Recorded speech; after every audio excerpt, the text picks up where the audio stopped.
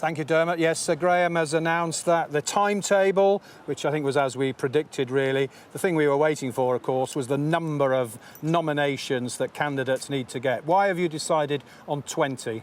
We tried to strike a balance. We don't want to make it impossible for any serious candidate to enter the contest. We thought 20 was a number that anybody who's got real support ought to be able to secure that number of MP supporters.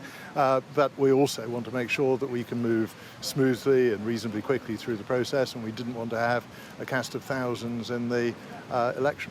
A cast of thousands. I mean, there's 11 at the moment, and have you heard, for example, is Priti Patel standing? I don't know. And we will open and close nominations tomorrow, so we'll have a clear picture by close of play tomorrow of just how many of those candidates are serious in wanting to put themselves forward. So I assume you'll open nominations in the morning, close them in the evening. Is that the plan? What are the times that you're thinking of? We're going to have nomination appointments fixed, so we want to be able to check that people's nominations are valid and confirm that at the time, so it'll be a slightly different process. So tomorrow evening you'll be able to say these are the candidates who have been validly nominated. Absolutely. And are you planning any hustings, say on Wednesday when MPs are voting? In case we have a very large field in the first instance, we won't be having hustings before the first ballot on Wednesday. We will have hustings following that ahead of the second ballot.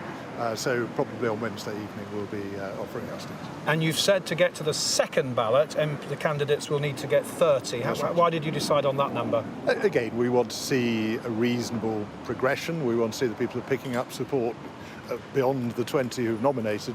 But we don't want to make it a ludicrously high barrier. So we debated it at some length and arrived at 30 as a reasonable compromise. You debated it at some length. Does that mean some of your colleagues wanted a higher number? Well, some wanted a lower number? I think initially the proposition had been put that we might make it 10% of the party. Which would be 36 or so, wouldn't it? Yeah. We decided to make it a little bit easier to meet the threshold than that. How many rounds of voting do you think you'll need? I suppose it depends on how the numbers go. It really does, but I think experience suggests that those candidates that have lesser levels of support tend to identify that fairly early on.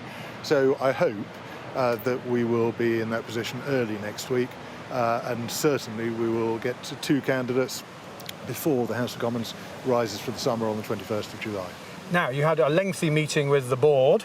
Did they want a longer process for the party members? We had a discussion about how we could optimise it, get the candidate chosen before the House comes back on the 5th, or when the House comes back on the 5th of September, but also make sure that we were going to have plenty of opportunities for members of the voluntary party to question and meet the candidates at hustings meetings all over the United Kingdom. I think we've arrived at a good compromise. And is September the 5th the day that Boris Johnson will leave Downing Street? It is the day that we will elect a new leader of the Conservative Party. I think it's reasonable to assume that might take place, but obviously we can't speak for the Palace, which will clearly be involved in making arrangements. Queen normally goes to Balmoral round about that time, and the Prime Minister often goes early September, don't they? I have had some preliminary discussions just to make sure that we are confident that we won't cause unnecessary inconvenience. So you've spoken to the Palace?